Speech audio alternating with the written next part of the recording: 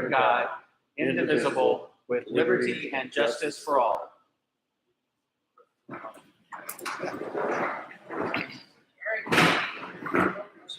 I'd be happy to. If you guys would, please bow your heads, remove your caps. Dear Heavenly Father, we're so thankful for this time together. Help us to be good listeners and to also to give our hearts and our minds to the history of our community to help spread the word for better understanding and better fellowship. Please protect those who are with us and please protect those who are not. In Jesus' name we pray. I'm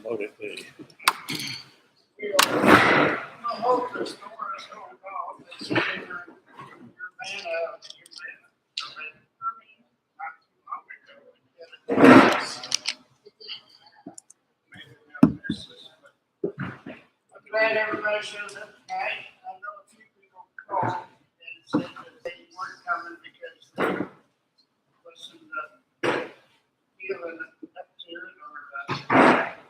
or the fact that because of the storms we might have. But we had Debbie started our minutes from last meeting. So there's the end button right there. Meeting April 11th, in attendance were 28. The meeting was called over at 5:35. Meeting opened with the Pledge of Allegiance and prayer. No summons of the meeting with instructions of the officers. He talked about the creation of the group and what our plans and goals are going into the future. The minutes of the March meeting were read by Debbie Blanks. Noah pointed out that since there is no money yet, there is also no treasurer's report. Noah mentioned that we are officially organized and recognized by the state, and now we have the official paperwork. However, we are not yet able to receive donations or accept money. We need to publish the bylaws, and we'll do that at the next meeting. A form was handed out to everyone to update their contact information. David Chuber mentioned a program called Wounded Warriors and advised that they would be having an event in Lebanon on Memorial Day weekend, May 26th.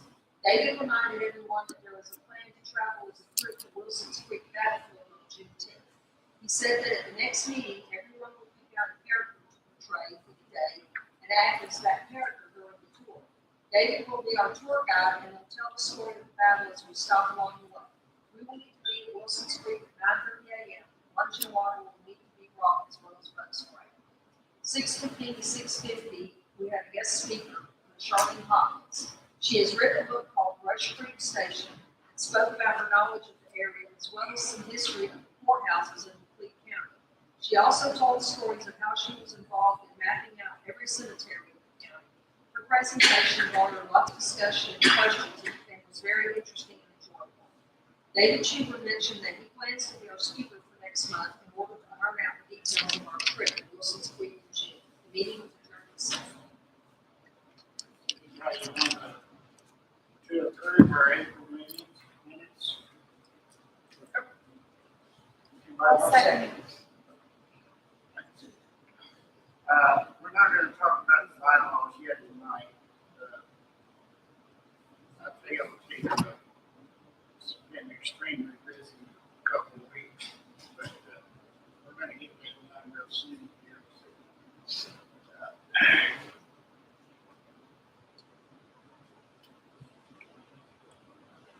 We talked about a few things. That this month is Saturday, May the 27th at the Civic Center is the 12th annual Wagons for Warriors. We are planning on putting a table out there, and the guy has told us he could give us some space and for free, right? We can meet out there, and if anybody wants to help out, we can talk about the historical society. Might want to stop by and talk about that and discuss that with us. It's pretty interesting. If you've never been there, it draws in about 4,000 to 5,000 people, I would say. There's usually about 23 chuck lanes. You pay, let's see, $15 donation that goes to to assist the veterans. And when you get in there, you get to go around and sample all the food from all the truck wagons. They don't charge you nothing else for the food. But I can tell you that some of them run out pretty fast. Yeah. There is a Kent Rollins, he's a YouTube cooker. He has smoking classes, or cooking classes. Of course, a lot of it's barbecue smoked. But Kent will be there, and for his class, it's $30 to attend one of those, and he can take up to 200 people. So he's published several books on those, and of course, you'll be selling them. But it's a really interesting time if you ever like to go. But we make plans on trying to get out there and present ourselves. Do we want a space for 2 tables like this here?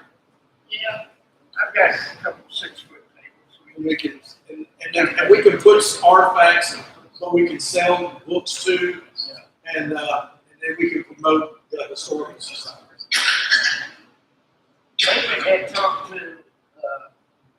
Ramona, My girlfriend. out at the Lumber Moss Motel, and he was a senior sitting out there over there with Bill Cockburn, and talked with her, and they was going to have a dinner and high-end karaoke games entertainment, but since that happened, she fell and broke her hip. She had to go have hip surgery. I think she's 85, maybe wrong on that. And the best kisser at 85 too. She wanted David to give her a kiss. I guess he gave her a couple. She said she hadn't been kissed in 30 years. Her husband's been dead. I said, whoa, I better not tell my wife. And she grabbed me and she said, don't back. Whoa, okay. That's a good story. But anyhow, that is going to have May 6th to the 7th. They have canceled out because of her problem. She's out here to see the press, nursing home right now, but over the weekend she developed an infection in her surgery. And they had to take her back to Springfield. So she ended up spending another night in Springfield, but I understand she is back now. So this is probably something that they will do later if everything works out. I told David tonight maybe he could talk her into donating a little hotel to us for just right. Since he says Such good standing. Her sister bought it or tried to sell it from her when she was in the hospital last time. She told me, she says, I'm not going back in that hospital. It'll be gone. So it didn't sell, because it was all. She got a lawyer and got it back Good.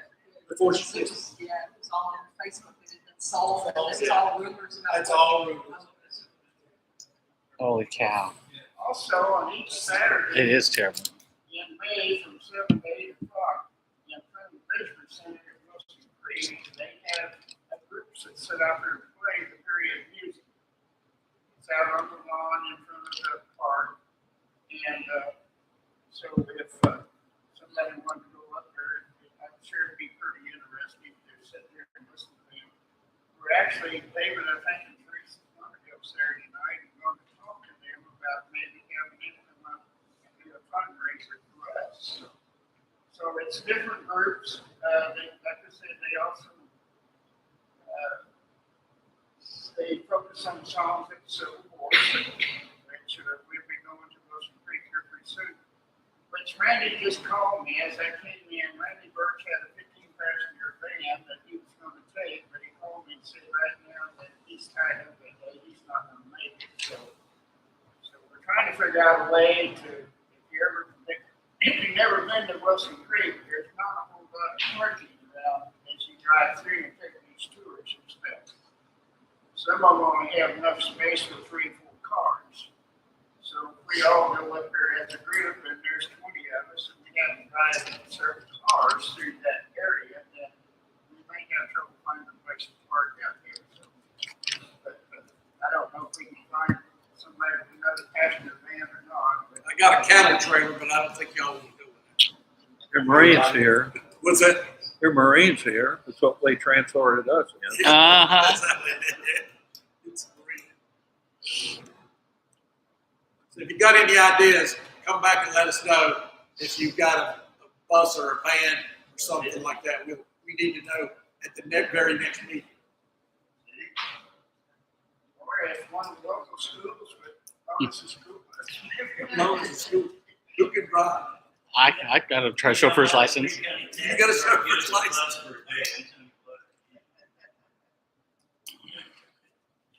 Yeah. I see, Yeah, but I do for my church, not for school. You don't need it for that. I have for 15 and under, 15 people. I can drive 15. That's a step in the right direction. I don't know if they're Talk happy. school for here in Texas. School before and after.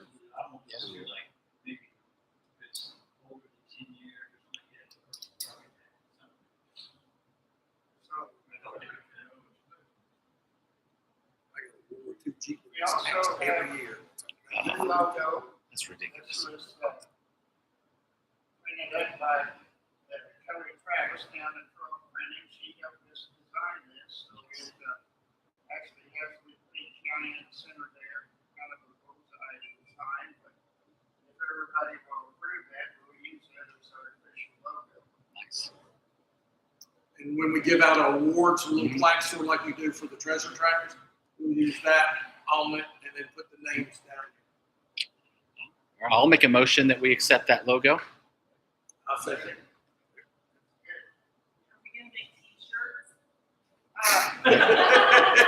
It's a good idea. If you want to be in charge of it, we'll let you know. Well, I don't know if we need a bullseye in there. But,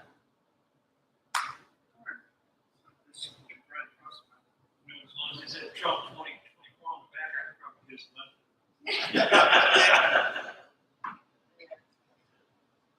I just seen on my phone while ago that the guy had something about Trump and his indictment. I don't know. I didn't look at that. Here's the state of New York. just another scam. Teresa and I went to the Lebanon Area Foundation right before the meeting. Oh yeah. What we're looking at is everybody will think it's okay.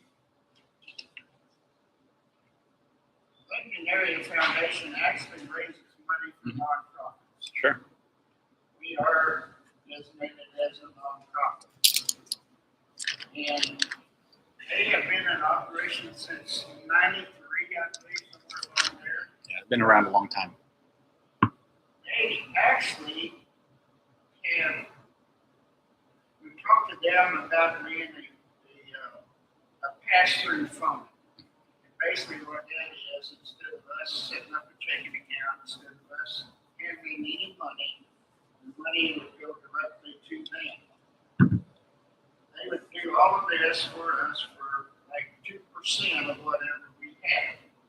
And which 2% of nothing is right now. But Instead of nothing, it has to go before their board, which are meeting the 16th, is our next board meeting. If we decide to do this, she'll give to the board next week. If they approve it, then they will set up a checking account for us. But it'll be in their name. So what we do basically is if you pay your membership, you write a check out to them. But down where it says memo, you have to write on there for the Historical Society. If you buy books from us, then it still goes to them, but you have to write Historical Society books. And so they would handle all our money. The other thing is that if, let's say I wanted to buy 14 tablecloths for the Historical Society, it all has to be approved by you guys. It's your money. It has to be recorded in the minutes that I suggested or asked if I could buy these tablecloths. And if you guys approve that, it has to be written back in the minutes. this has to be filed back with the LAF saying, yes, it was approved. The members of the historical society said we could buy them and you can get your money back. So it's basically leaves us out of it. So, Well, except we'll be keeping track Mhm. with them. Sure. yeah. Is it like 2% per month, or how does it move? 2% Per quarter. But if The, nothing goes in that quarter, then there's no 2%. What do we gain rather than doing it ourselves? Well, one thing is, if you decide to have the thing at the stage book, truck wagon, and all of a sudden you say, hey, I forgot to get something. So you run down and get those tablecloths, you're SOL. Well, No, you can- get a receipt. Receipt, yeah. But you didn't get it approved. But that you can approve it You can any go back time. to next month and get it. And but if we decide those tablecloths aren't worth it, then they're kind of out of luck. But your question is, what do we gain from that? Is every quarter we get a printout, and then every year we get a printout that everything's done just about for taxes. So they do all the bookwork, although we have to check it every quarter too. And we have to keep a record of it. Well, Teresa will keep a record of it. They'll keep it, and that way it's balanced between it. But the printout that they do is all we do is to do for our taxes at the end of the year. And it's a we're nonprofit organization, we don't have to. Well, right, but you still have to, you still have to tell the state what you've got. So you still have to do paperwork for the state. And I don't know if the federal government asks for that too. Yeah, we had to do one of these called the 1099 postcard filing.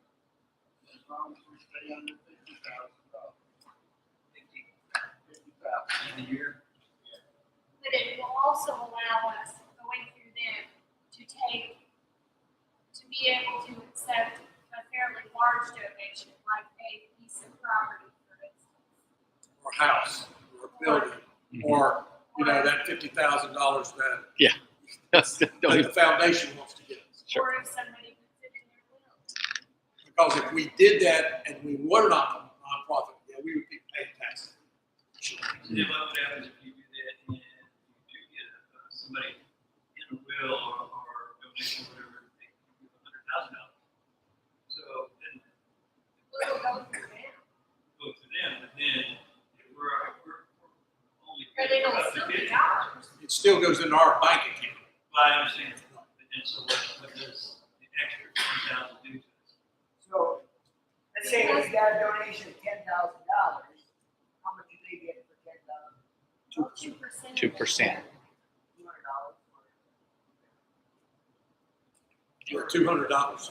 Yeah. One thing, Doing the books. The sheriff's department, I wanted to give the sheriff's department $400,000 to buy canine dogs, I think so it was. They couldn't accept that because we're a public entity, which we are not. We're not a public entity, but because they were, they could get the money as long as it went through the Lebanon Area Foundation. They could accept it and then give it to the sheriff's department, which is kind of but basically it's like they would be our bookkeeper. Teresa's our treasurer. She would be tracking everything. We have to stipulate for sure that if you pay your memberships, that you have to make sure that they know it's to us. Because if she gets some checks in, just made out to the Page County Area Foundation, then they overlook those. So that would be one thing. So they do this for several groups or something. She does. She takes care of several groups. Yes. Yes. So in that memo line on the check, it's very important to put who that money is to and where it's going. You're talking about Melinda Fry's? Yes. Yeah, she's Melinda amazing. Fries. Yeah, she's a I'm jewel. very comfortable with her. Yeah. And I feel like, as the treasurer, I want this back. I agree. You want the record. You want the record of what she's going to buy. And she will. You want it. We want it too. She said even if we had a quarter where we only cut in $1, they get It seems pretty reasonable if you had a I need a calculator. But if we can decide on that tonight, we just need to take a vote on it if we want to do it. Turn the paperwork in, she says she needs it before the 16th. She has to present it to the board. But here's the other thing, they also raise money for every nonprofit almost every nonprofit. But they have raised over $2.2 million. And you'll see them in the paper all the time, present a check to this nonprofit and to that nonprofit and this nonprofit.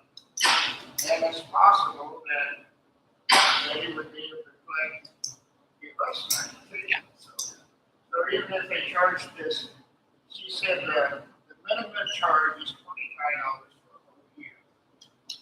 So if they charge us no $25 and turn around and give us $200 back, we gotta pay a bunch of money. So it's pretty, I think it's good, I really do. Sounds good to me, it's voted. Unless somebody wants Sounds to good to me. unless somebody wants to do it all paperwork wise. Well, and when you vote tonight, you'll be voting that the president and the treasurer will be responsible for that.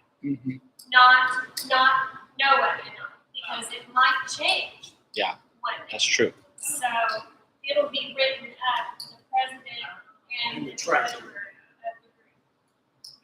And that's so that if she couldn't find me or Teresa or the next treasurer, the next president, then she only needs one of us to okay it. So it's So you're saying if they will belly up, and you quit doing what you're doing, you can get our money back out of it. Yeah, because it's in our name. Yeah. It's not in Well, I guess we didn't ask about them bellying up. We asked about us us bellying belly. up. Right, What happens to the money in the fund if we belly up? right. And so we have to decide on where the money left in our account would go. True. So Noah and I, and Melinda, but it has to be voted on by you all, that we thought, and she said, you must keep in mind that the funds were donated and given for history to us for the promotion of history. So we have to keep a group that's non-profit that will foster the history of Laclede County and Lebanon. And the first thing that came to our mind was the genealogy. Yeah, that makes sense. So we have to have that also on this table. We have to decide that. So we're deciding tonight, it's not going to be cast on until they, I mean, It We have has to be go approved. before their board. Yeah, we gotta be approved. So like I said, I really like to know what happens if they, Then the city would be. I don't know. Do you know, Mr. Adams? Well, okay. It is a non-for-profit in its own right, and I don't know. I think it may have been affiliated with like maybe the chamber or some kind of other entity. Trying to think what point, because this is before I even lived in Lebanon. The ambassadors or I think maybe some kind of organization that was affiliated with the Chamber of Commerce. so then basically everybody's in their account goes to the Chamber of Commerce and we don't get. I don't know, honestly. I would say that organization is very well organized, and they have quite a substantial, pretty much all the scholarships of Lebanon High School go through the Community Cares. I contribute every paycheck to go to Community Cares as a kind of.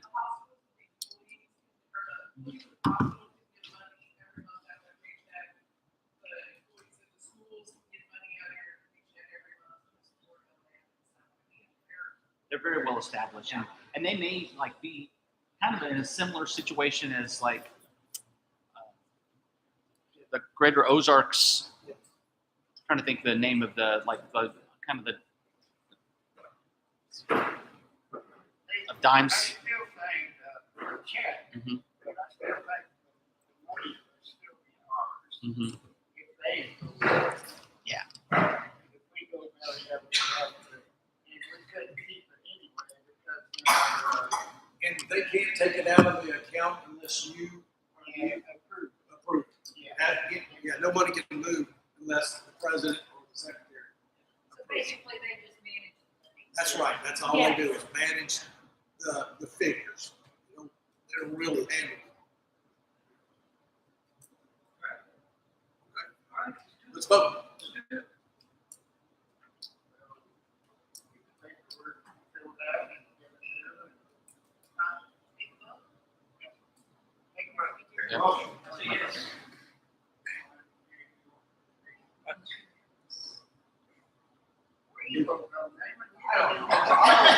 Sanders.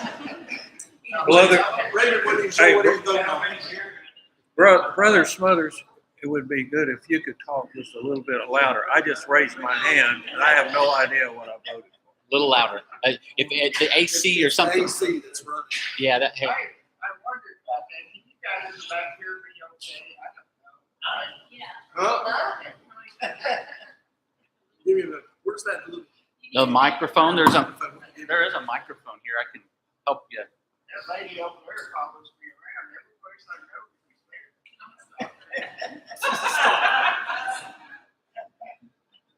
We had a dinner, her friends at the library had a dinner last Monday night. There she is. She's there. We went to the DA party. Meeting. There she is. You need a bullhorn, one of those hanging from We got a.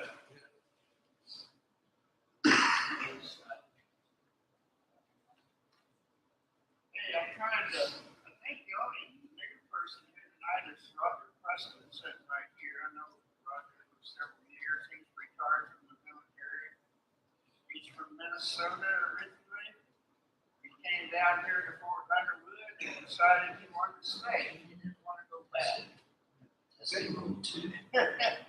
He said he don't like the winters up there, but his whole family is up there. So he goes back about every couple of months. Yeah. So, but he's, what got him into it, he was walking around over Fort Underwood, found arrowheads laying down the big parking lots in the driveways and stuff. He started picking them up. So he's a big architect like that. Once you drink the water, you can't leave. It'll pull you back every time. I'm glad you're here, Don, because I told him you should have been here when you was giving your speech here a couple months ago. So. That's fine. Perfect. That's good. Thank you, Eric. Okay. See what else. I'll try to hurry through this. I sent that to her. See what she says. Your question. All right. Here in the next few minutes, I'm gonna have to go because I better pick up. If something. we, We'll just hit end stream we okay that. whenever we're done with the meeting. Okay. That's all you have to do. What do I do? You're gonna come back and pick that up? Yeah, I will. I'll be back. I'll be back after.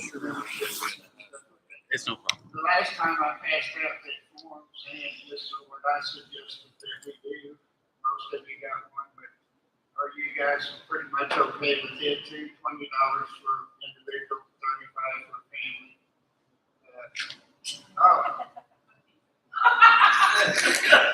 She's a troublemaker. You stop her ass. And a stop.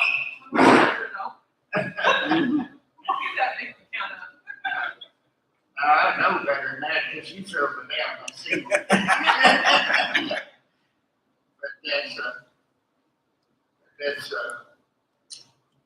But we'll have to change the top of it where it says, write the checks out to, Lebanon Creek County Historic Museum Society.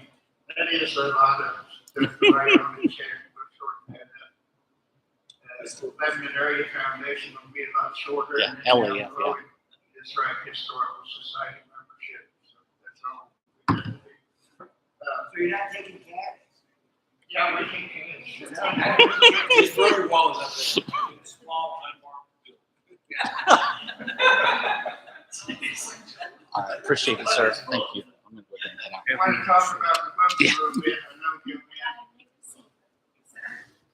Joanne ordered 3 last time. Con ordered 3.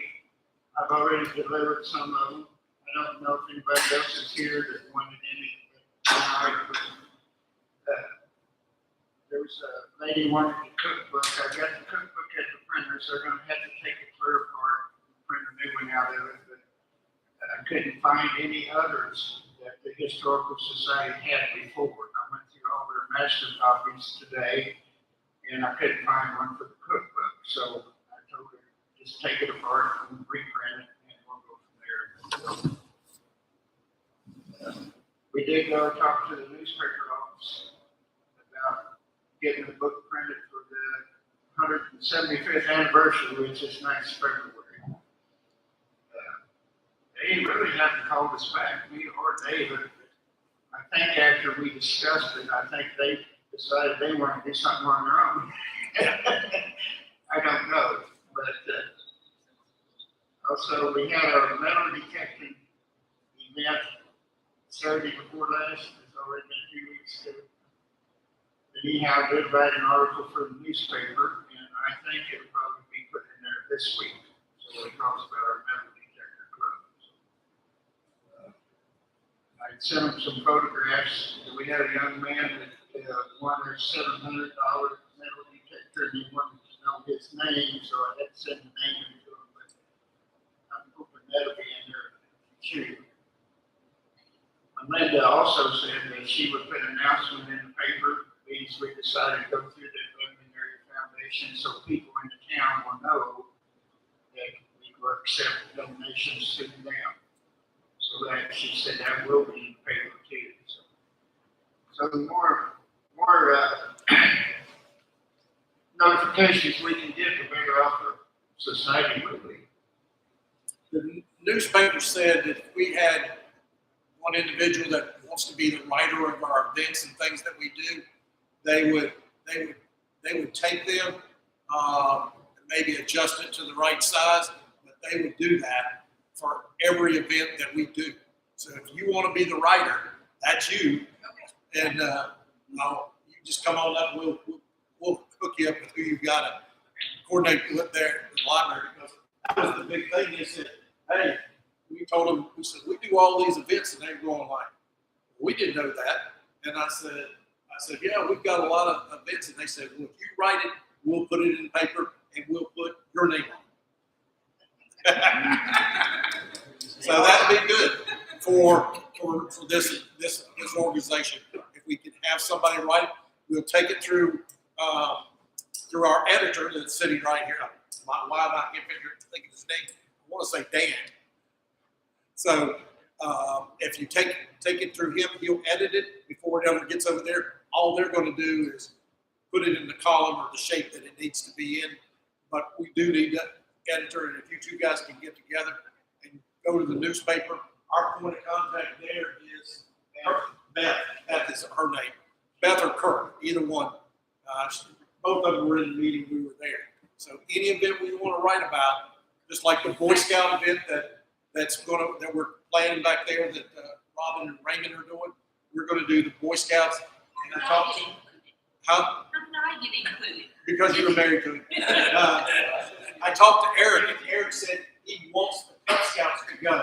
So that's going to be Cub Scouts and Boy Scout event.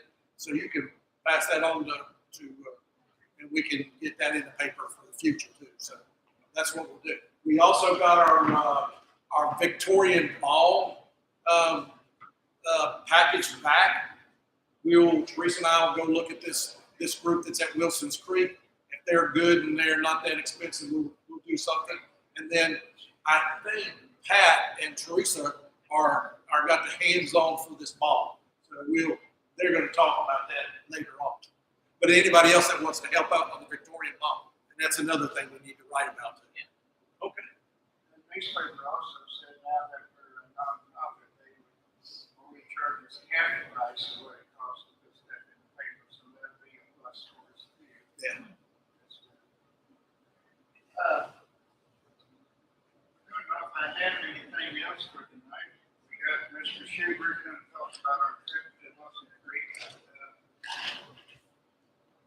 we're wanting to do things, you know, we may do other things at different times, kind of do group things, but the more people we can get involved, the better off we'll be.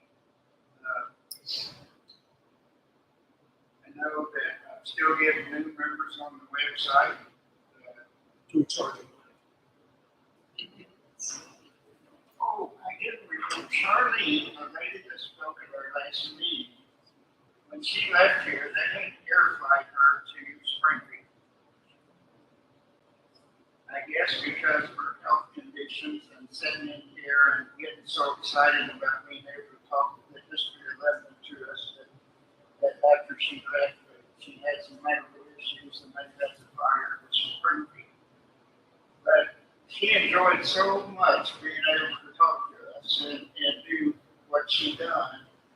And she, of course, she's 95 years old, but to be that old and to have something that you enjoyed at that time of late in life, the airflight didn't bother her at all. She was just so happy to come in and sit and talk about the history of Lebanon.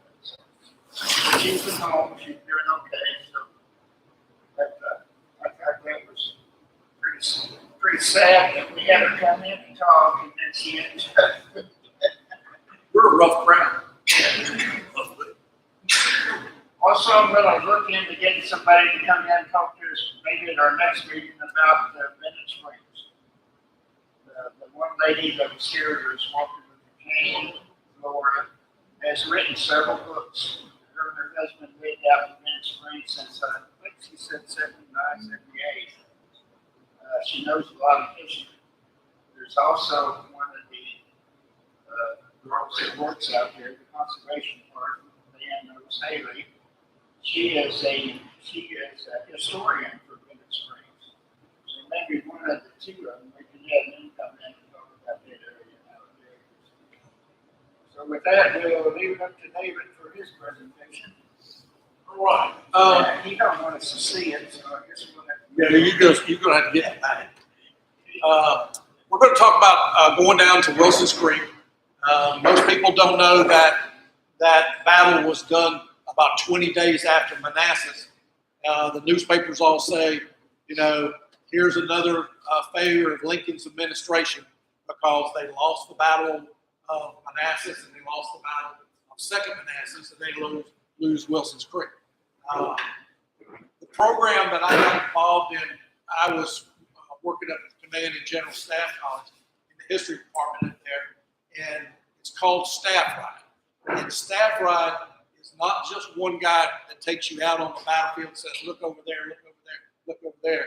It makes every person here that goes along, one of the generals, one of the commanders, or involved in some way, talk about logistics or weapons and stuff like that. And it really does make you part of the ownership. The Staff Ride's been around since like 1905. It stopped during World War I, stopped during World War II in Korea. They scaled it down during Vietnam, but it continued everything after that. It's never stopped since then for the program. So Staff Ride not only gets you involved as part of the battle and you learn about it, other than just listen to one person, everybody begins to own part of that battle. That's what we're going to do. I have a sign-up sheet over there. We'll talk about that when we do presentations. That sign-up sheet will be commanders.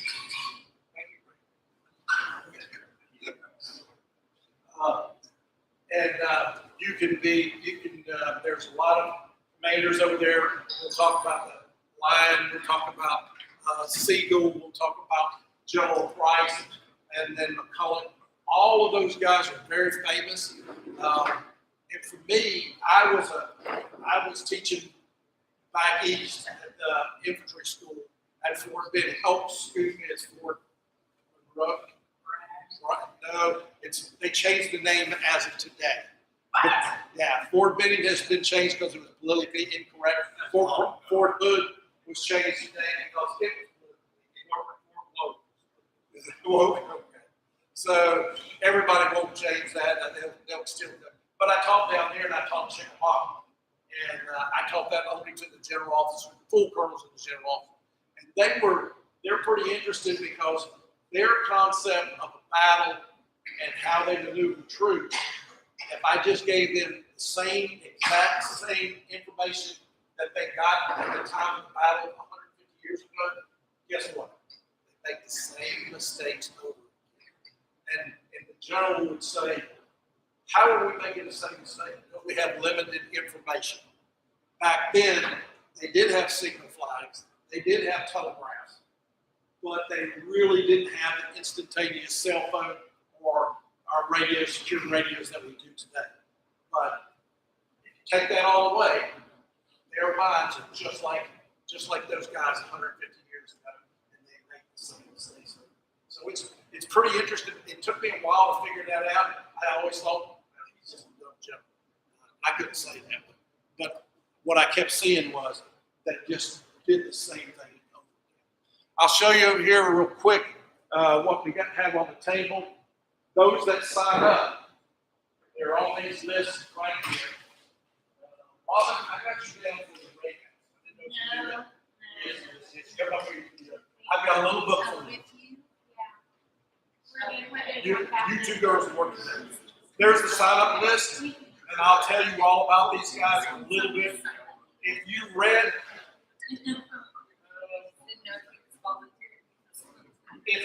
this book, I know that. Bubba, did you say you read the whole thing? No, I don't even have it. Okay. If you read this is the best information you got. But you only need the part of that you picked out in here. It's good to know the whole thing, but I'll tell you something I saw on Netflix, and I was like, why didn't I know that when I was doing this all the time in the past? It was YouTube. YouTube, all you have to do is punch in Wilson's Creek. It's got part 1 and part 2. One is the political situation, and I was like, that's better than mine. And I've done this, I don't know how, about 150 some times. And I was like, and then the second part about the battle, they even had the sand table from the park in there. So I was like, why do we need to go? We got to know. Well, the reason we do go, and what's important about it is terrain. For the military guys, they can't do anything without a map. And they can't do anything without seeing the terrain. Because, if you're behind this hill, the enemy can't see you. You can maneuver way over to the right, you can maneuver over to the left. If you see this little creek that runs down through Wilson's Creek, like those that we do, is that an obstacle, or is it just something you can walk up? No big deal. It's just a terrain feature. But if it's like 9 feet deep, guess what? You can't cross that thing, not on foot. And is it moving fast or not moving fast? And all of those things come into mind. And when you go to Wilson's Creek, if you've never been, even if you've been there, you'll see it differently this time, because there's something that's called acoustic echo or acoustic sound, where you can't hear. One of the generals did not know about that. He couldn't believe that there was an attack going on, and it was because he was hidden behind a little hill.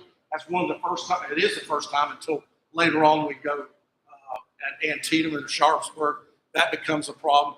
The other thing is there is interior lines. Interior lines, most people don't really understand interior lines, but think of the Alamo. Okay, all the Spaniards or Mexicans, they attacked from the north end. Baby Crockett was on the southern end. And guess what he did? He just said, okay, you go that direction. And they all went over. So they moved over there. Now they got plenty of guys to defeat the Mexicans on that end. And when the Mexicans stopped, they all went back over to the southern end. So the use of interior lines, we'll talk about that, because that's very important. There's an organization called the 3rd Louisiana. They're probably the best trained troops at that time of the Civil War. They were a militia unit, and they used the wire road to fight a battle up in the north, and then they fight another and send skedaddle or run. And it's because they knew how to use that road, and they knew they had looked at the map and they was like, oh, well, there's somebody up there. Let's go pick them up. And oh, we'll go down there and help these other guys. So they're using the interior line. So those are some of the things that we'll see at the Battle of Wilson's Creek. The books that we showed before, I talked about, I used this book. I don't know if anybody got that out of the library, but again, if you're just one person here, you only need to read that one chapter. So don't stress yourself out unless you can go watch the video. Watching the video sometimes is very helpful. Robin, here's your little book right there on the webcast. Okay, I have a video in each part. The video is on the website. You can get that. I know Debbie's going to put a couple. One is the book. This book over here. She's going to put that on there. That will be on our website. That's one of them. And then the slides that I'm going to show tonight, that will also be. Make sure all of you get one of these if you're coming. And that's the main. Oh, if you're also coming, here's the map how to get to Wilson's Creek. A lot of people don't know how to really get down there, but you got to drive to the far end of the other side of Springfield. The museum itself is really interesting. They bought $1.4 million of Dr. Sweeney's collection, and every gun or Civil War gun that you could even think of, or every bayonet, every sword. They even got Claiborne's sword. Who has that? They also had the first Cherokee national flag, which is, I saw when he bought it, and I said, Bob, what did you pay for that flag? I said, $40,000. There's some rare things in there. I don't like the way they put them in there because they didn't put it up on the wall where you could see from front to end standing up.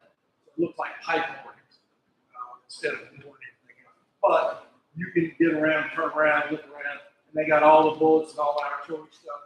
They've got a little section on the guerrillas here in Missouri. Missouri is a very interesting state in the American Civil War. It took me a long time to come from back east, teaching that where there were Confederates and there were Union.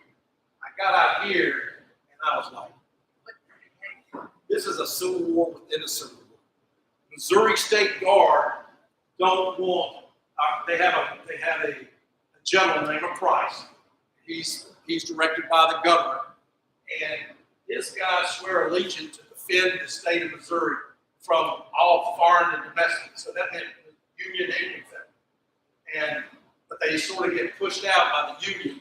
We're going to talk about that. That was a regular Army officer by the name of Lyon who comes from Fort Riley, and he's a captain one day, and all of a sudden a politician promotes him to a general. There's a little learning curve in there. And that's sort of why he ends up not in the bed, but on the ground. On the ground. We'll find out, sometimes you can think you're really good, but you're not that you really didn't have that experience. So we talk about lying. Missouri has most of the Union guys are supporters, and there are Germans. That's why we're going to see the Germans on the 10th, the infantry. But where did they all come? They were, I used to say that if you ever watched the movie, what's Ride with the Devil? And that thing calls them, St. Louis is the hellhole of ever-loving, stinking Germans. Because most of the Germans hang out in St. Louis drinking beer from Budweiser. They drink a lot of beer. But in any case, that's where a lot of the Germans are. They come here, and just like Siegel had fought in the German Civil War, the unification of Germany. He came over here and he's like, I got my blood beat the first time. I'm going to come over here to America. And he looks around and says, I better raise my right hand to the Union flag. He said, but these other guys around. And those other guys are the Missouri State Guard, Arkansas troops that are really Confederates, but everybody is militia. They really don't know how to march and do a left turn and a right turn. Okay?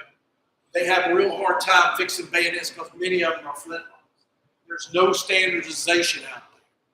And so between all these militia groups and some Confederates, a few regular Army guys, there's only 15, I need to fact check. There's only 15,000 or 1,500. It's got to be 15,000. There's only 15,000 troops in the U.S. Army in 1861. 15,000, that's one division today, American division. So that's like, and where are they spread? All out through the West. There's only one hospital in the United States that has 4 beds. It's Leavenworth, Kansas, because they thought the Indians were going to shoot us up and have people out there. So, and doctors, there's only 98 doctors in the United States Army, and part of them are all going to go to the South. Same thing with the regular Army guys from West Point. They're all going to go to the South. So experiences out there is nothing. That's why a lot of Europeans will tell you Manassas and Wilson's Creek is nothing but a rabble out there, you know, shooting each other. And in some cases they are, but the Louisiana militia, no, those guys they're shock troops. Okay? They know how to do tactics. Artillery, oh my gosh, this is the worst thing I've ever heard. The artillery guys for the Union had raised their hand and said they would fight the rebels for 90 days. They would do that. Guess what? When their enlistment is up, the day before we go to Wilson's Creek. And so, what does Siegel and what does some of the other guys at the line have to do? They grabbed infantry guys and said, "You man these guns." Wait, I was an infantry guy. I like to blow up stuff. But I don't know how to aim. I learned a little bit later in life, and I think I could probably shoot one. I don't know if I can hit anything, but those guys were walking around with their musket on their shoulder one day, and then they said, "Pull this cannon the next day," and then you shoot. So there's a lot of casualties, but not as many as you would because there's the guns that we have out there are smoothbore can hit something at 100 yards, but there are some rifles. 1855 rifle muskets, Mississippi rifles out there. A lot of them are being used, and they've got some new bores. They got 58 calibers, 69 caliber are probably the most largest weapon, and they have no problem there. Why do they use those things? Because the Army had in 1855 came up with a conical shaped bullet, but they hadn't trained in battle against them. Everything was done like the Mexican War. 3 shots, put your bayonet on, and charge into the enemy. And that's how they thought this was going to go out. And so that's why there's a lot of problems with the tactics and then the command. And Lyon was a captain. And he's up there now in charge of 5,000 guys. Siegel was a colonel when he was back in Germany. He's going to take 1,000 guys, and he's going to take it away from Lyon. You never split your forces when they were told that the Missouri State Guard had 15 to 30,000 people in front of them. I don't know about those odds, but I don't want to go up 5,000 against them. But everything they've seen before from Boonville, from Jeff City, they kept seeing the Missouri State Guard fall back.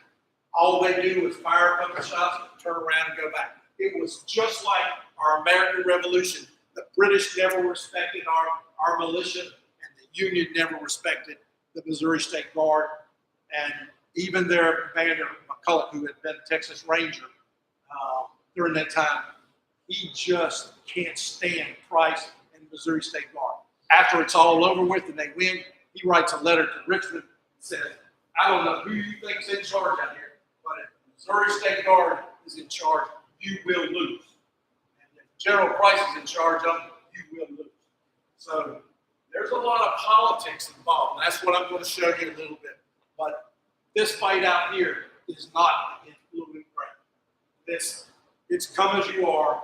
Bring your granddaddy's flintlock at 69 caliber. Okay, bring that. If you got a squirrel gun, that's even better. A squirrel guns, I don't know, who's my black powder guns? You've shot before. How many rounds can you put down a rifled musket? Shoot 3 a minute.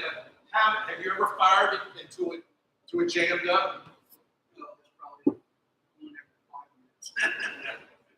The muskets that they have, if they're rifled, they can kill you at 1,000 yards. You can't shoot it more than 14 times. I'm gonna just tell you that. I've done it enough times, and then you got to stop and clean it. And what are you supposed to clean it with? Hot soapy water. Well, in August it's 100. I can't remember. I have to look at the weather report. I think it's 110 that day at the time of this battle. So your water's already hot. Do you want to save that water for yourself or pour it down into the barrel? That's a big choice. So I got to, and I have seen reports. I think I'm not sure. I think a woman put it out. Said they peed down the barrel. Yeah, and that will get through the black powder and the sulfur. But you got to do that one away from you. Are you talking about smoothbore or rifle? Rifle. Smooth bore, you can shoot that all day long. Okay. Rifle, you can't. You're Smooth- lucky if you get 5 out of rifle. I've got as many as 14. Maybe 15, but it was jammed and I had to beat it down. That's one of the reasons ramrods changed. Ramrods were wooden, and then they went to steel. You're right. Smooth bore, you can shoot a 1842 smooth bore musket all day long, but a Springfield 1861 or a Enfield from England that's all over, given to both sides. You're lucky you get up there above 10. Okay, with that, let me quickly go through this. Okay, everybody see where Missouri is? It's in the center. We're sort of going to talk about, I'll sort of step away from here. We're going to talk about why Missouri is important. I'm going to have to hit each one of these. It is an important border state. It was important before the war with the Missouri Compromise. You know, Kansas, Missouri, who's a free state, who's a slave state. It is one of the most populous of the Trans-Mississippi. When I say Trans-Mississippi, this side of the Mississippi River. Okay, so it is populated and it's wealthy, and it's partly because of our crops that we have. First, in lead production. Why is that important? Because that's what you're going to be shooting at each other. So you need to have lead. Okay? Third, in corn production. 14th, in wheat and oats production.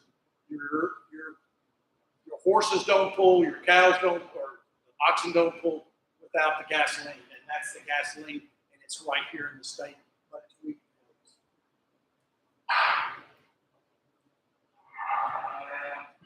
So it's second in oxen and livestock production. Most people are like oxen. Who cares about oxen? If you ever study World War I, let me tell you what. Germans used oxen. They used horses. What was the movie about the horse? What was it called? War Horse, yeah. And they did a real good example about how they beat those horses to death pulling artillery.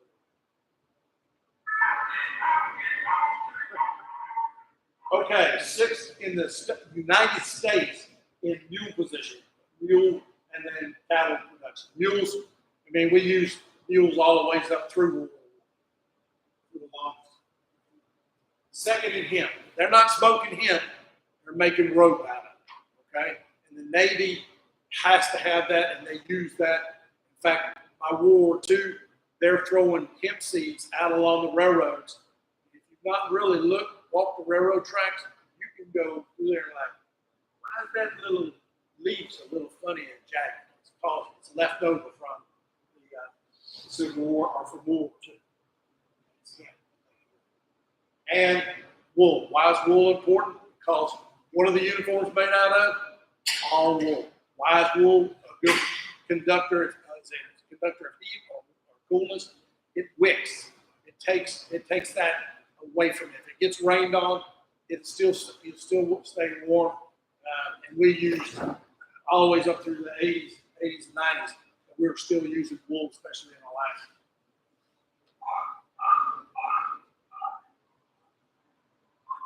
Alaska. Large amount of boots and shoes, wagons, saddle, harness, tin, sheet iron. Where did sheet iron come? Came from. Anybody been down to Merrimack Springs? Yeah, that's where they produced a lot of that. Where did it go after that? Down south of St. Louis, where they started making ironclads for the Union. Okay. Confederacy does a unique thing where they tear up railroad ties, not railroad ties, railroad rails, link them together.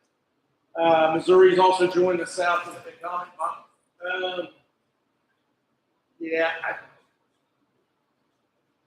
It is. If Missouri goes one way or the other, it supports the Union or the Confederacy more than anything else. And that's why Lincoln says, I must have Missouri. Because he understood it. 40,000 is a lot of people. Union doesn't really understand the situation, and it doesn't happen until a lion is killed. It's like a stop sign. We don't put a stop sign up all the time until somebody gets killed. When a lion gets killed, and 2 weeks or a little more than 2 weeks after Manassas, they're going, oh dear, this war is not going to be short. It's not going to we're not going to walk into Richmond, and we're going to end this with a strategic victory at Richmond or Washington. And so they finally realized we got to train and we got to build an army.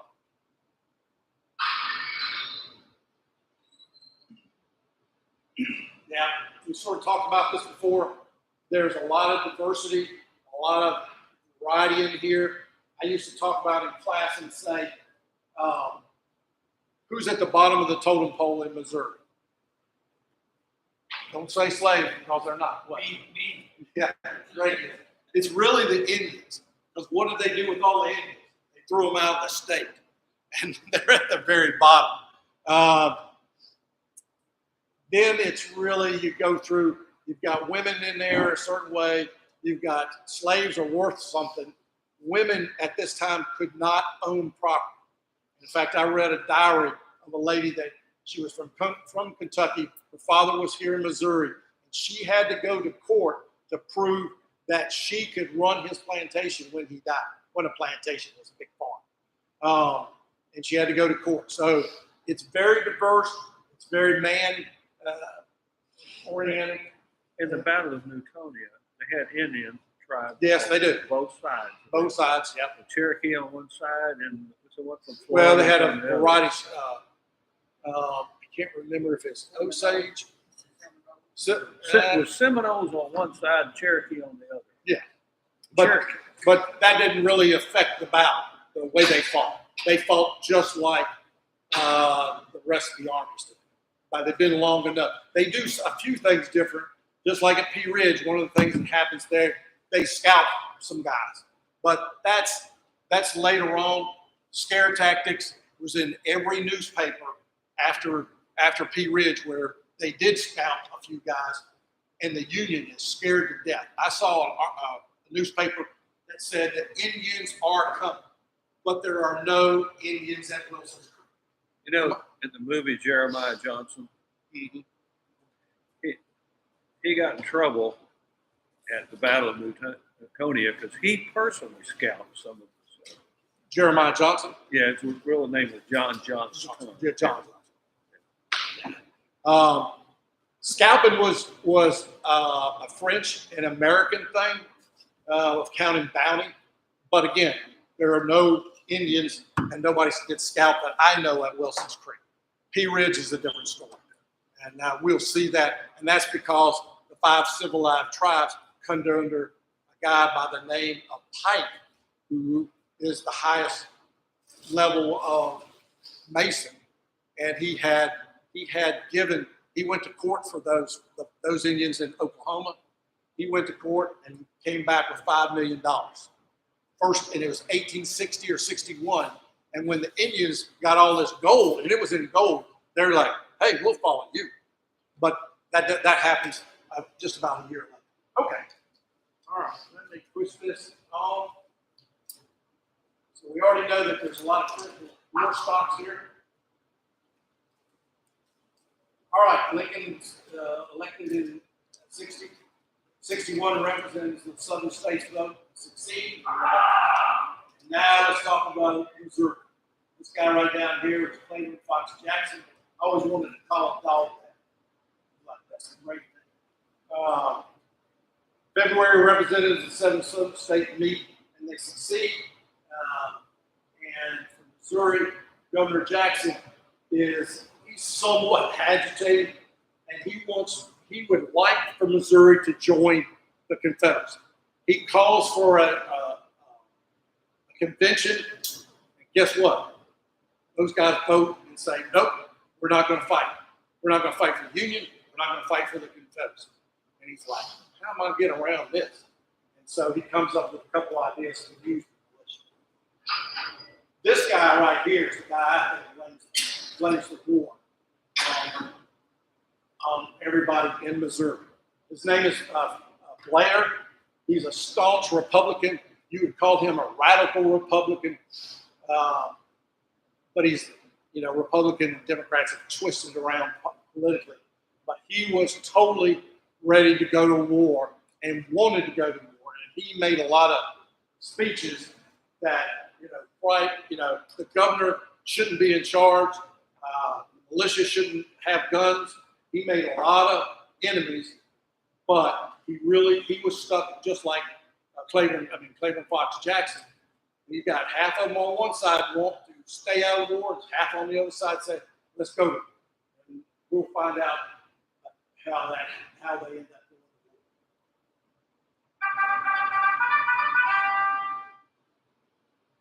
So Governor Jackson opposes Lincoln's call for the attack. That's still not enough.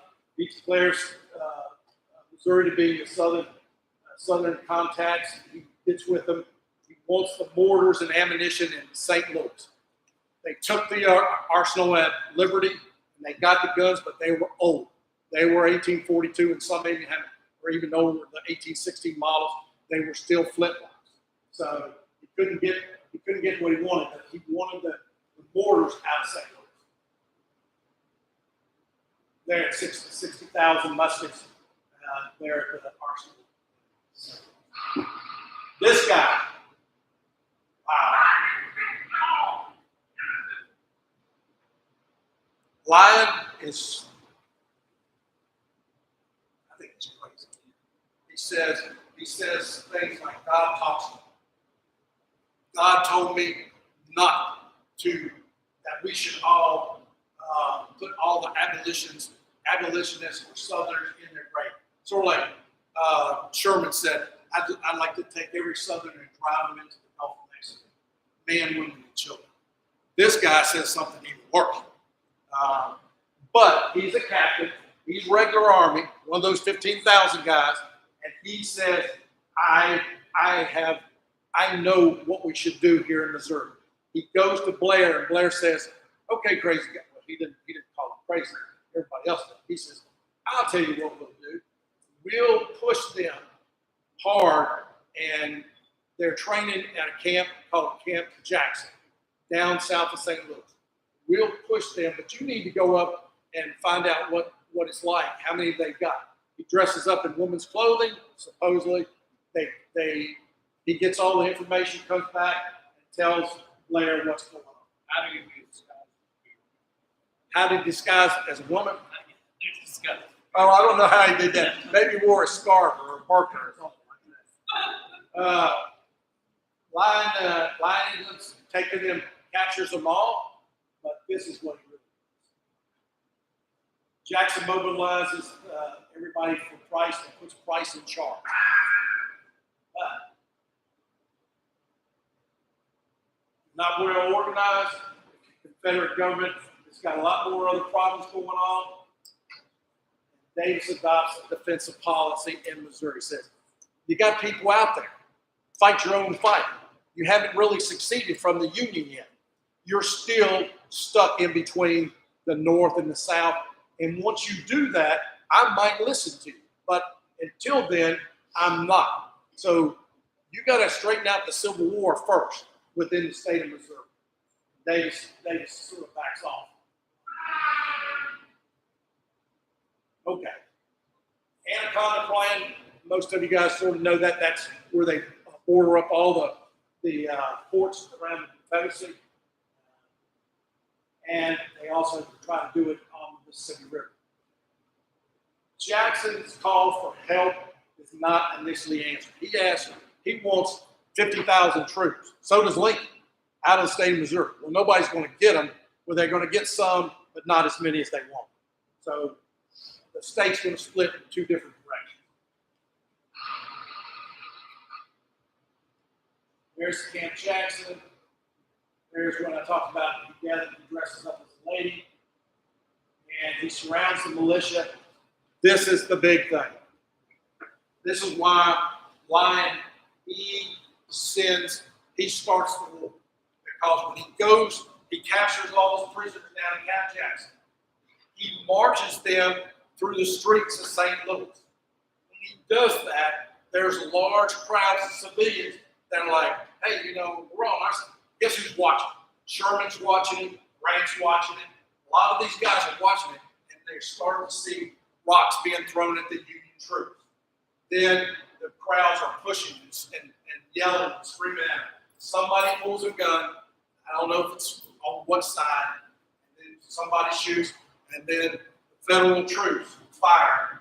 And on the next day of the newspaper, I want to call it the St. Louis Inquirer, but I can't remember if that's the exact name at that time.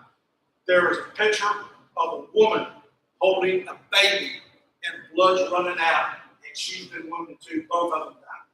And so the newspapers took the propaganda, and it now shifts to the South.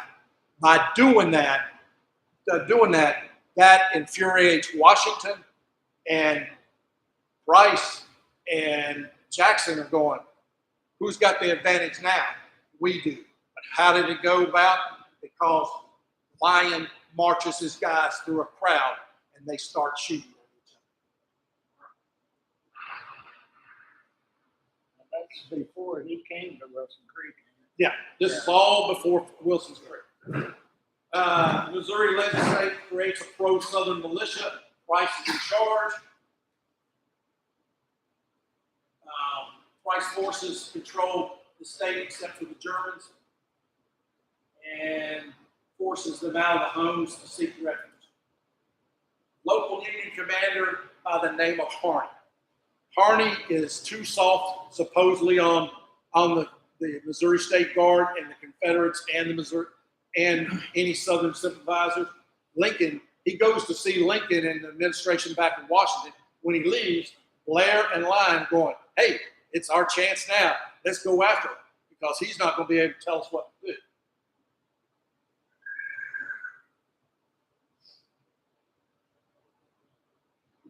There's Lincoln gets rid of Harney, and he puts the old, what's his name, the old front, I put him on here. He is a national slave. So they're getting ready to go, and they put Harney's gone, and the old Pathfinder. I'm trying to think of his name. Fremont, there it is, yeah. He puts Fremont in charge. Fremont is very famous. I've got one of his original books where he talks about going out west and he sees all the buffalo and hunts all the animals and stuff. He is known, he is a rock star of the Trans-Mississippi. Everybody knows him and everybody believes him. Guess what? Blair, along with Jackson, they got rid of Harney, they're going to get rid of him too. Because he says, I want to put do a treaty, a ceasefire between everybody. All right, there's a meeting, and at this meeting, this is where Lyon shows his real self. Okay, Lyon sits with Price, and he sits with Governor Jackson. At least both of them are duly elected and have the authority of the state of Missouri. Line has no authority other than what Blair gave it.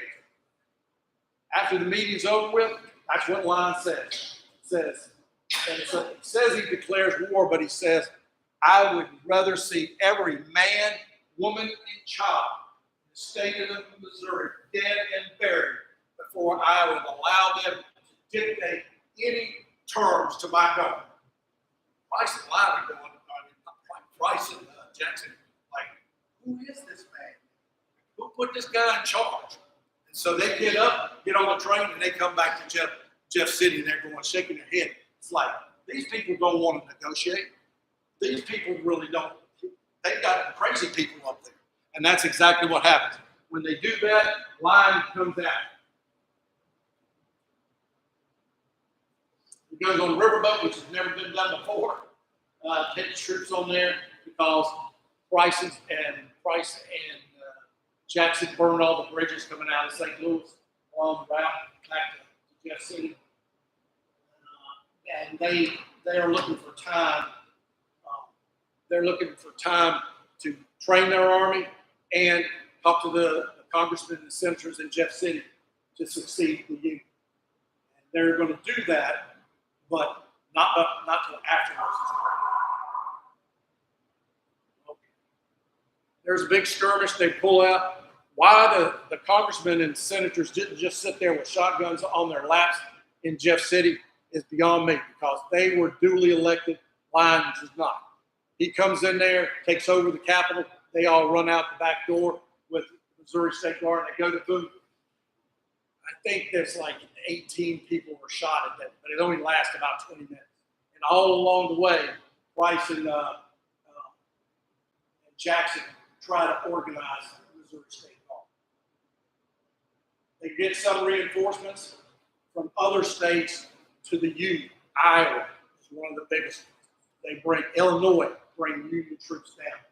And then during that time frame, you will see that here in a minute, the Battle of Carthage.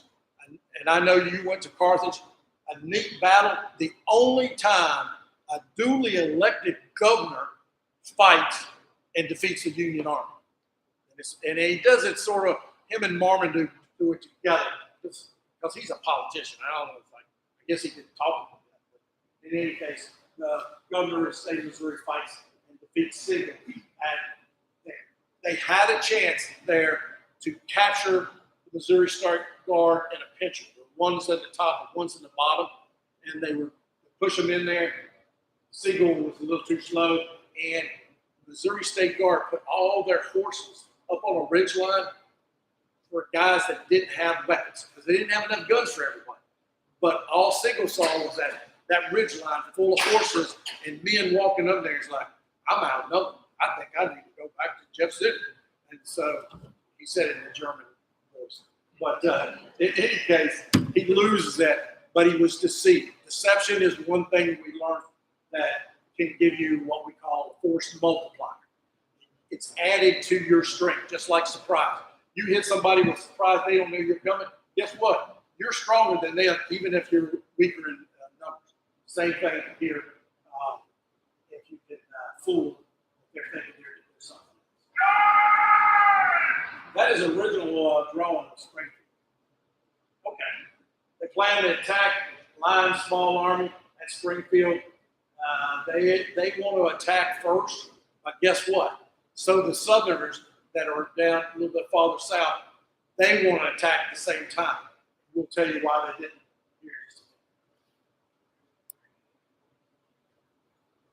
Okay. And so Brigadier General Line is the first one that's going to attack. The Southerners are not going to attack because it rains. And Southerners didn't have cartridge boxes. The Missouri State Guard didn't have cartridge boxes. And they had taken their rolled paper cartridges and stuck them in their pants. Well, let me tell you what, if it's raining really hard, whatever's in your pants is going to get wet too. And so he told them to stop the idea of moving the attack, and they will set up for the night where Line's going to move. Yeah, we already talked about he's already scared. Line's already scared. He was looking for Fremont's getting support. Fremont's not going to give him anything. And it's like, You went out there a long way by yourself. And I don't think I can get there in time to take care of it.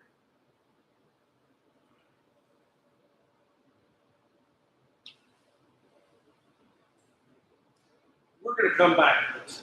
We're going to come back to propaganda and bad press. We'll do that mainly at the battlefield, because that's going to, we're going to find out why Lion supports secret. Bottom line there says the rivers are the key to this, to Missouri. That's very true. I remember a great,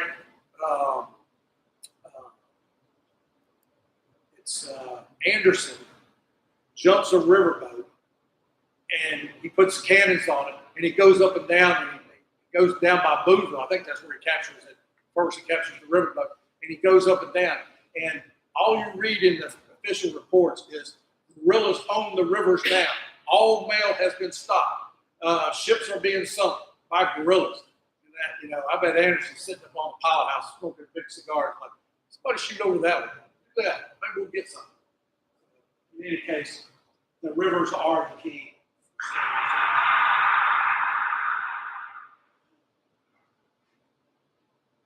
We'll talk about when you get down to Wilson's Creek, the you want to call them, the national park has and will tell you that this is the state of Missouri is saved because of Wilson's Creek.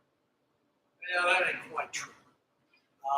Because when Wilson's Creek is over with, there's two guys trying to make decisions, and that is Price and McCulloch from Arkansas, who came up and defeated a line at Wilson's Creek. So when it's over with, they say, you know, Price is going to say, we can take over the rest of the state. McCulloch's going, well, that wasn't my charge. My charge was just to defeat Union troops coming into Arkansas. And Price is going, if we don't do it now, we won't have this advantage again. And Price, McCulloch says, I'm going back to Arkansas. And Price is like, get out of here. And he does. And then Price, with his army, goes all the ways up to Lexington. Lexington had an interesting bank vault that they had taken the money out of Jeff City in gold and put it in the banks. Lexington was one of those banks. And so when Price got there, he knew that. So he got all that gold back for the state. And that whole place was laid steeped. So everything for a quarter, or at least I'd say a quarter of the state is taken over from Price. He could have taken over half, all the way to Lebanon. He could have taken over more if Arkansas troops were allowed to stay. It didn't happen because those two guys hate each other. Price and McCulloch from Arkansas. McCulloch looks at Price as just a bungling militia general. And then later on, this is what happens to Missouri. Very last line. It turns into guerrilla warfare after the conventional fights go away. Although there are some raids that come back, the 1864 raid, Marmaduke's raid down here at Hartford, all those raids would come back. Those are conventional fights. So everything else in the state is guerrilla. And the Union troops, because the reason we have more battles in Missouri than, first it's Virginia, then it's Tennessee, third is Missouri, because that last line. This thing turns civil war within the civil war, a guerrillas fight, everybody. And sometimes they fight their own. And it's not a very pretty place. There's a lot of books out there that talk about the reason Missouri is number one in civilian losses. Because of different rules and regulations, Noah could say, hey, I saw Dave Chuber and he was talking to some Southern rebels or guerrillas. And guess what? They'd come take me away, and then my farm was up for sale the next day, and Noah just bought my farm. I get out of jail, I'm going to look for him. And that's what happens. There's a lot of bad blood here, and it even happens after the war. guerrillas are here. They killed the sheriff. You know about that. They hang him right up here north of town, and they take his deputies and they cut their throats. So bad blood is a good term for the state of Missouri.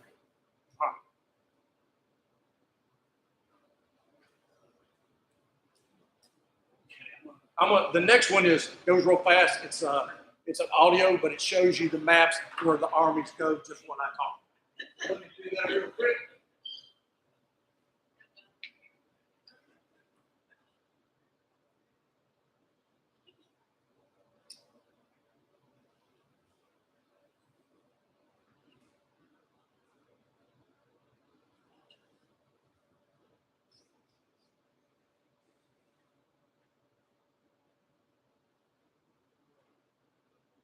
Some of these are just little battles and skirmishes that happened right before Wilson's Creek. Rain Scare really has to do, shows the militia doesn't do a good job of fighting conventional fight, and they'll lose that. It's a little current. I'll show you that little spot here in a minute. It's just south of there. Lyon is told to withdraw his army back to Springfield. He wants to do that because he thinks that there are a lot. He was told there are 25 to 30,000 Missouri State Guard guys. Now, let me tell you real quick what the Missouri State Guard is encompassing.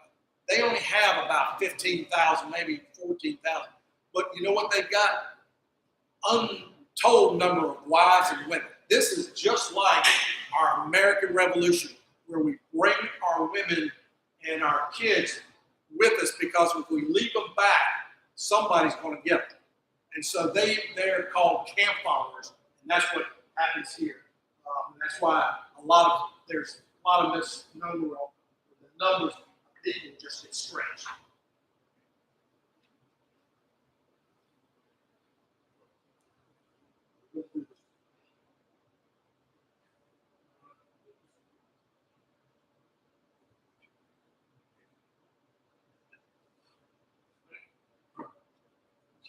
It's on strike.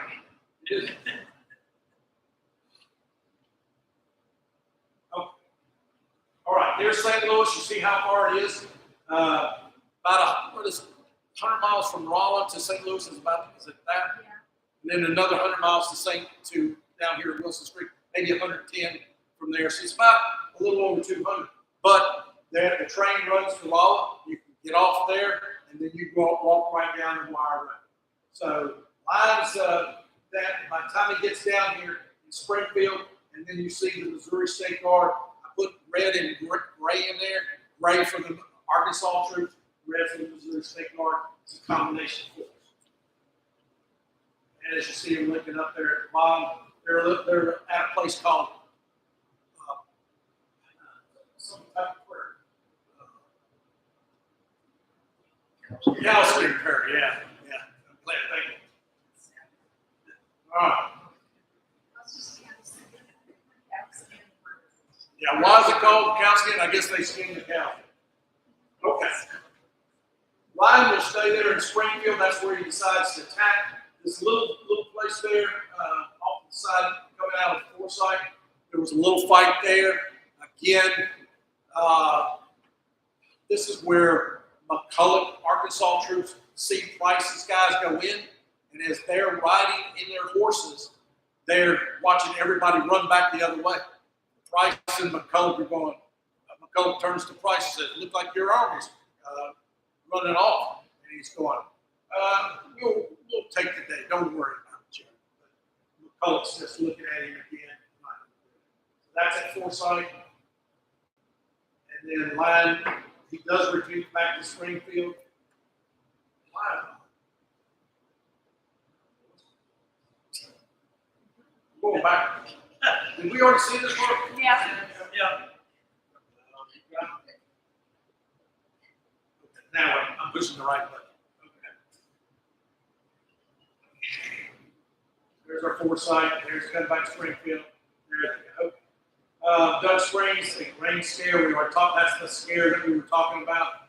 Rains is a cavalry commander from the Missouri State Guard. These guys that run away from Price and Lyon. Lyon goes back to Springfield. Combined force is about 10 miles, or Wilson Street's about 10. It says 10,000 plus. I think it's more like 15 plus. Then you count the women, it's now maybe 17. All right, here we go up to Doug Springs, the post office. That was that little fight we just talked about, the sort of state guard. They combined, and Lion sees this massive dust cloud in the prairie. It's like there's a lot of them out there. So that's what happens. That's how he begins to fall back to Wilson Street. Lion meets with his officers. They say, hey, let's do something here. Siegel meets with him separately and says, I got a better idea. Why don't I take 10,000 with me or 1,000 with me? Yeah, it's 1,000 because they're going to have 5,000. So I'll take it. I'll do a big end around. You come right down the wide road, and I'll be behind them, and it'll be an anvil and hammer tactics. So they're coming like this, and they're going to catch the Missouri State Guard in the center, and they're going to smash them. That's what they thought. Here's the problem with both armies: lack of supplies, lack of trained people, lack of trained artillery. The command is for Price and McCulloch. Neither one of them trust each other, so there's problems there with unity. We call it unity of command. Union officers are slightly better armed in weapons, but not so much in training. Commanders are arguing.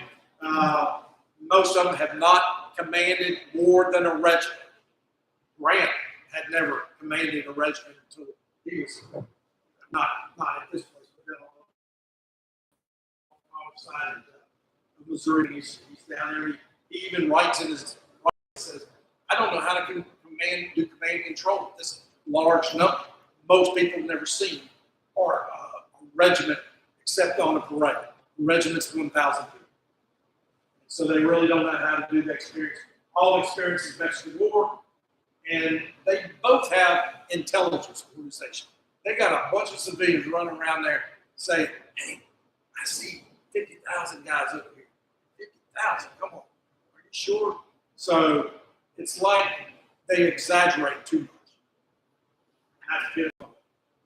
Right, Lion's going to plan to surprise first, catch him off guard.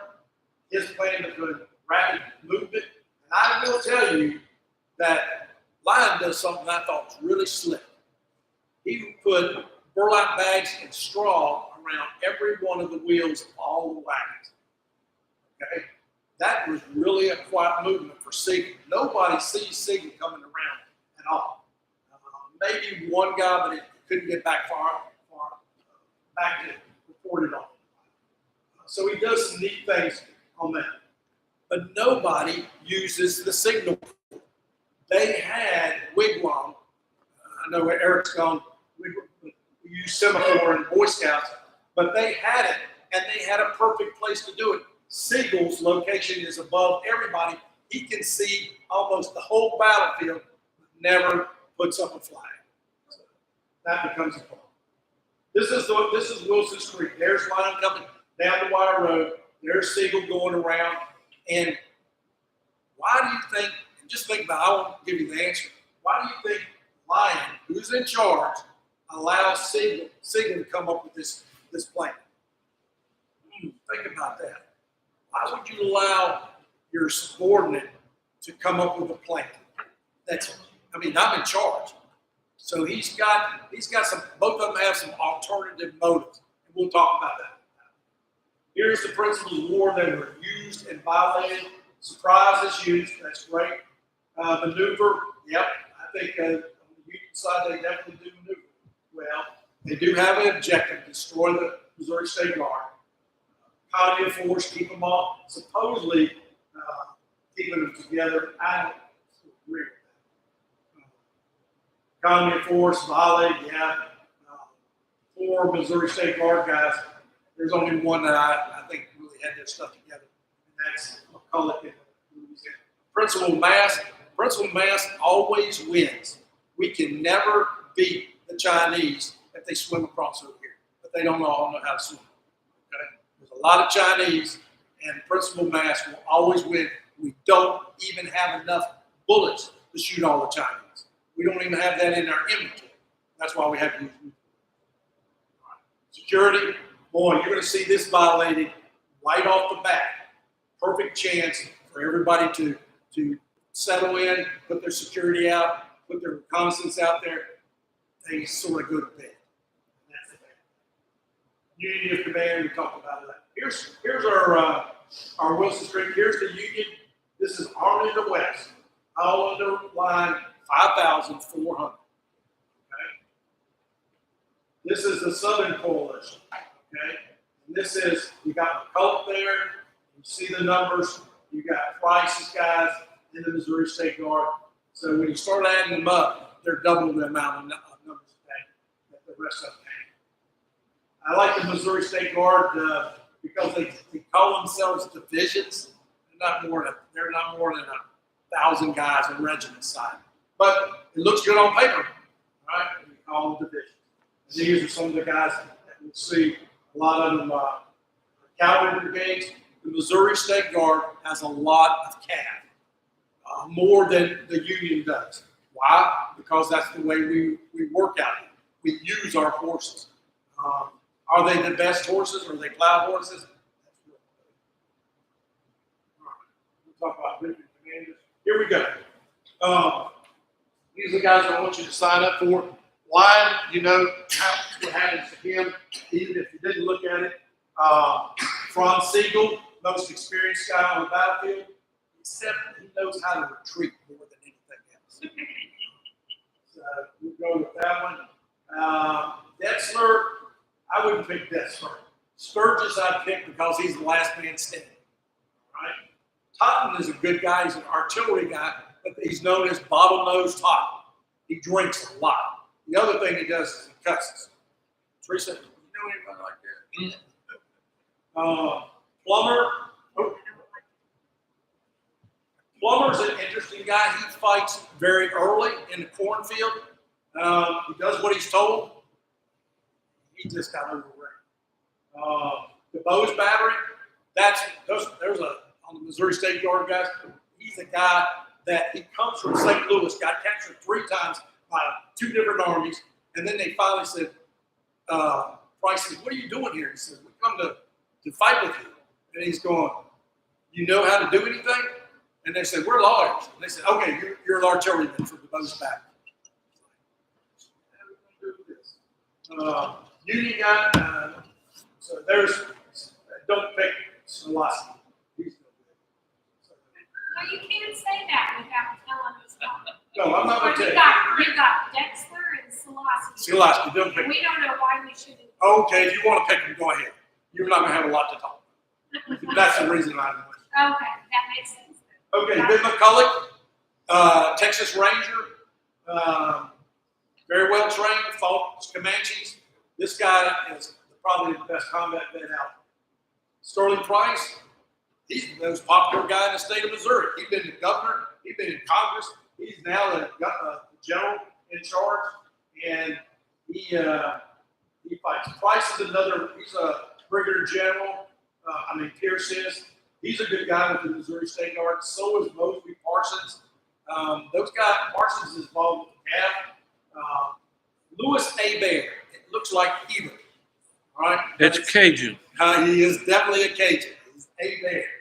And Elvin Greer, good guy that you want. He's an interesting guy.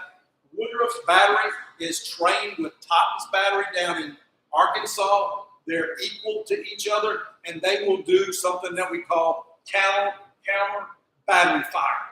Probably the first time that the Missourians or the Confederates will do counter battery against the Union, and they are very successful. Barlow, that's the lieutenant that gets captured and the lawyer gets thrown into Gabor back. We'll go to all of those places there. All right. If you want to pick one of these, I've got that up there. Infantry weapons and tactics. I don't think we need to do that one because the park guys are going to show us that. Artillery. We probably don't need to do that one either. And I've got that marked off up there because they're going to demonstrate loading and firing the artillery. Cav is pretty interested, but let me tell you what. If you've got a horse at Wilson's Creek, how many times do you think that horse has been subject to artillery fire? None. Zero. And when he does hear artillery fire, what does he do? He throws a rider out in a ditch. And that's what a lot of these guys are finding out. They've got a lot of control on them, but they really have a problem. They have a great chance for a cavalry charge, but command and control is not equal enough along the line in there, so they have some problems. Medical care, Teresa's going to talk about that. Disposition of the dead, boy, that's an interesting thing. Lyon only brought 4 ambulances, so if you were alive and waiting, you get to go back. But if you're passed out, they're going to throw you in a ditch, and they really do not understand medical care at these first battles. Civilians on the battlefield, we're going to talk about that. The Wright House, what happens to civilians when an army comes up to them and takes over their house, their farm, all their peach trees, all their pigs? What do you think is going to happen? How's that going to affect you in farming for the next 6 months? And rations. If somebody would love to make hardtack, I'll let you go at it. Look, somebody saying no, somebody saying yes. You guys got to get together. Okay. Rations are interested, and I will tell you that the same rations that you have in the Civil War are with General Custer at the Little Bighorn. And when the box falls off, the Indians are poking at his hardtack. He just tells the guys with him, let them have it, because it said BC, which is Brigade Quartermaster or Brigade Commissary, and it had 1865 or 64 on the box. So it stays around a long time. If anybody's had pilot crackers, Navy pilot crackers, your shoe would taste better. And these are some of the things that we'll talk about on the battlefield. And again, that tactical experience, those few guys down at the bottom, their pictures there, they're the only ones that go to the Mexican War. Or the guy on the right, he goes to the Mormon War too. So that's an odd organization, or hard, different, and very difficult to understand. Why do we go to war against the Mormons? Let's not get started. All right. Relationships, both Confederate and Union things. These are some of the things we're going to talk about when we get there. Confederate plan, Missouri plan, line strategy, line action. All right. I don't really need to. I can show you this, but I think Debbie's going to put it up on the website. It tells you where people are going to talk. I get to stop one in the visitor center. We're going to do the big picture and we say, how do we get there? So these people will probably say how we got there. How did the artillery? How many horses dragged the artillery? Does anybody know? 6. 6 in the Union, 4 in the Confederate. Can they be mules? You ain't got a horse, you better drag a mule. And so there's a whole variety. And most people don't understand when the army moves down from Lebanon, from here, goes down there, how far do you think the wagon train and how many wagons is to support just the 5,400 the Lions got? And what's the most important thing in those wagons? It's fodder. And it could be, in wintertime, it's even longer. It's fodder and it's grain, because that's the gasoline that moves the army. And if you don't have that in hardtack, you just might as well. I'm not going to show all those, although we're going to go to many of these same sites. Every scan, we'll talk about those. Now, lastly, we'll do the last stop. It's called the integration phase. We did the prep. This is the prep of the battlefield. You're reading the book from the Command General Staff College. You read that. That's your research. And then the last thing you'll do is the integration phase. That's where all you guys, I don't talk that much. I just sort of direct it. I'll say, okay, General Lyon, what did you do right? What did you do wrong? He'll sort of tell us about it. Of course, he's dead, so he can't tell us a whole lot. But he'll tell us about that. Then I'll say, General McCullough, why are you and Price? How come you guys couldn't get together? And we'll talk about that. And so that's called integration phase. It just sort of wraps everything up into one big ball so we can understand this battle. You can read, say, 50 books on the same battle. And you know what you're going to find out? There's probably 50 different ideas out there. I did something really dumb. I told myself that I'm going to read about the Battle of Gettysburg. And there are more books. Number one book selling in America is the Bible.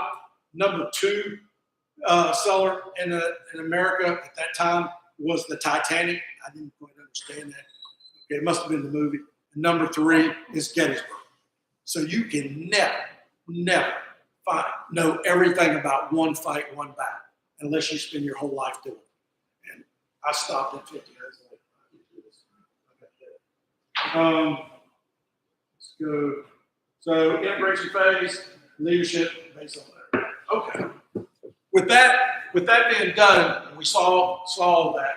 If you guys pick your people over there, I'm going to have these maps. This is hour by hour. It'll be like 5 o'clock to 6 o'clock when the battle starts. Then you flip it over. It's 6 o'clock to 7 o'clock, whatever. So if you want to look at that, we'll have those out there. I probably won't take the big one back up there, or the state, unless I do. We might take that just to talk about how we got there. This little campaign map, this one's pretty interesting. It sort of shows you where most of the troops are. The state of Missouri is really taken over by the Union Army. And the Confederate Army and the Missouri State Guard have a small little Ozark piece. And so that's pretty interesting. Now, the staff rod, you got to bring your own water. You got to bring your own mosquito repellent. If you don't bring that, God bless you. Okay? They will eat you up. That ticks. Yeah, no, I killed all the ticks. I took 2,000 guineas out there. Whatever keeps ticks off, guineas, all the sharp guineas. Yeah, that's what's that. Everybody take their personal guinea with them. So those are good. Take your lunch with you, okay? If you want to take hardtack, you be hardcore and you eat hardtack after. I'm going to take one of Teresa's bologna sandwiches. No, I'm not. I'm going to take it. I'll take me something better. Fried chicken. Fried chicken sounds even better. So, Oh, my guinea well, the guinea, we can put that guinea. We used to take the Boy Scouts on a little staff ride thing, and for lunch we had turtle soup. We killed a box turtle and cooked him up. We went on one, and we went to a farm. We were all dressed up in uniform. We went to a farm and we said, "We want one of your dominators." He said, "What for?" I said, "We're going to have supper tonight." And he said, "You take any one of them dominators. They're about 12 years old and they're tough as my shoe." It was true. Dominator chicken was tough. You're mean. And then trying to kill one, if you try to kill him with a hatchet on a stump, then the guy lets it go and there's blood all over your tits. So that's a bad thing. So, but here's our big thing. Our big dilemma is when we get to Wilson's Creek, we'll have time to go in the museum. We'll have time to go look at the movie and the park sand table. When you see that sand table, you will understand that more than the little thing that I just showed you, that real quick thing. It shows you the battlefield. It's as well as done as like Gettysburg. The other part is when we get out, and we'll all be right there in front of the thing. Take your sunscreen. I forgot to say that. But the other thing is we'll try to get everybody jammed on top of cars or in cars or whatever. So because it's just going to be hard to get out and control with the park. especially when we get down to Siegel's spot, where they're going to do the marching of the German infantry and the load and fire of, I think they're 6-pounders that they have down there. So those are really Mexican warfare. So those are the things that we needed to talk about. Make sure you get a map of how to get down there if you've never been down there.